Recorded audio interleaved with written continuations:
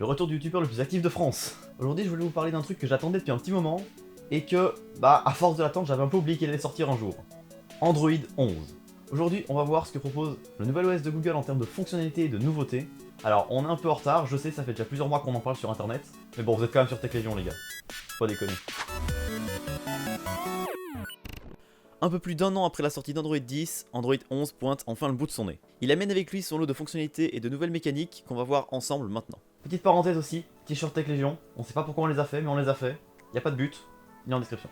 Le premier changement majeur se situe au niveau du cœur du système. Maintenant, le cœur du système Android est divisé en plusieurs composants logiciels que vous pourrez mettre à jour séparément depuis le Play Store afin de quand même recevoir les mises à jour de sécurité essentielles même si votre téléphone n'est pas supporté officiellement par Android 11. Autre changement cette fois, toujours du côté des mises à jour, plusieurs constructeurs tels que Samsung et Microsoft pour ne citer que, ont décidé d'offrir 3 ans de mise à jour logicielle majeure à leur téléphone, en tout cas au plus récent. Une feature cette fois-ci qui était présente sur certaines surcouches Android depuis pas mal de temps, l'enregistrement d'écran intégré. Enfin! Vous pouvez maintenant enregistrer votre écran en enregistrant en parallèle l'audio du téléphone, l'audio du micro, les deux, ou même des petits indicateurs de où vous touchez l'écran.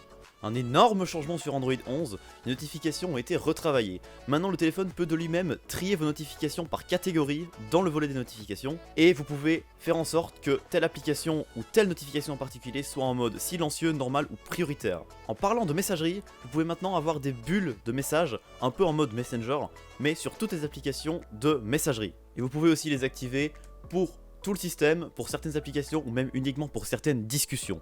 Autre changement au niveau du contrôle des médias, le lecteur réduit a été modifié. Il se trouve maintenant dans le volet des raccourcis, et vous pouvez, en le faisant glisser de gauche à droite, choisir et contrôler individuellement chaque application. Vous pouvez aussi changer le périphérique de sortie en un clic.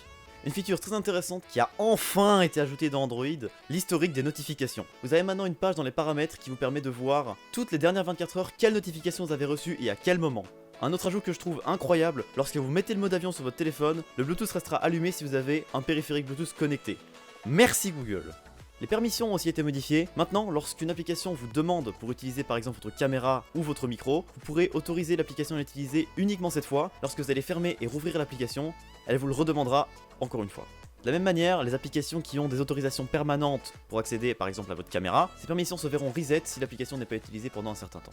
Il y a évidemment d'autres features telles que l'Android Auto en wireless, évidemment si votre voiture le supporte, ce qui n'est pas encore le cas de toutes les voitures actuellement, et d'autres emojis qui ont été ajoutés, mais en dehors de ça, on a fait à peu près le tour des fonctions principales qui ont été ajoutées par Android 11. J'ai volontairement pas parlé de toutes les fonctionnalités qui sont Pixel First, donc uniquement disponible sur les téléphones Google Pixel pour l'instant. Je vous laisse un lien vers une vidéo de Linus Tech Tips dans la description qui décrit à peu près tout ce que je viens de dire de manière un peu plus complète, mais en anglais. On va terminer cette vidéo ici, j'espère qu'elle vous aura plu. On a fait un peu le tour des fonctionnalités, mais évidemment il en reste plein d'autres qu'on n'a pas encore citées dans cette vidéo. Si vous en avez d'autres que vous connaissez, qu'on a oublié de citer, vous pouvez les mettre en commentaire. Vous pouvez aussi venir en discuter sur notre Discord, il est en description encore une fois. Et moi je vous dis à la prochaine, c'était Azertox pour Tech Légion. Ciao tout le monde.